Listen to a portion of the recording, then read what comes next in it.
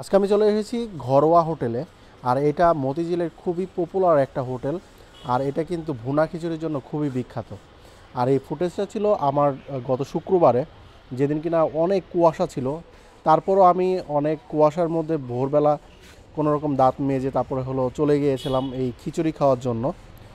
কিন্তু আফসোলো মানে যাওয়ার পরে হলো খিচুড়িটা শেষ হয়ে গিয়েছিলো, মানে আরেক ডেক যে বসিয়েছিল, তো অনেক সময় লাগবে, এজন্য আমি না বসে থেকে এখানে নেহারিটা আমি অর্ডার দিয়েছিলাম। আর এটা ছিল একটা খাসির নেহারি। আমি এর আগে যদিও খাসির নেহারি খাইনি, তো এটা এর জন্য একটু টেস্ট করলাম যে কেমন লাগে। আর এর সাথে নিয়েছিলাম 2 পিস তন্দুর রুটি।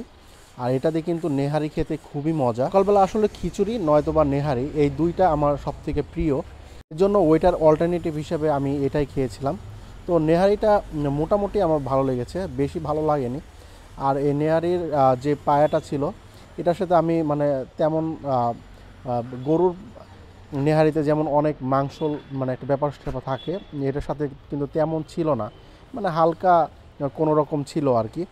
আর এটার প্রাইসটাও ছিল 140 টাকা। আমি বেশ কয়েকদিন আগে গুলিস্তানের যে রাজধানী হোটেল আছে ওইখানে নেহারি খেয়েছিলাম, গরুর নেহারি, ওইটা বেশি ভালো ছিল। এটা আমার কাছে মোটামুটি লেগেছে, মানে বেশি ভালো বা খারাপ তেমন না, মানে মোটামুটি খাওয়ার জন্য আর কি। তো আমি নেক্সট ডে আবার আরেকদিন আসবো, যেহেতু আজকে খিচুড়ি খাওয়া হলোই না। আর মতিঝিলে কোথায় কি আরও মজার মজার জিনিস আছে আমাকে কাইন্ডলি কমেন্টে জানাবেন।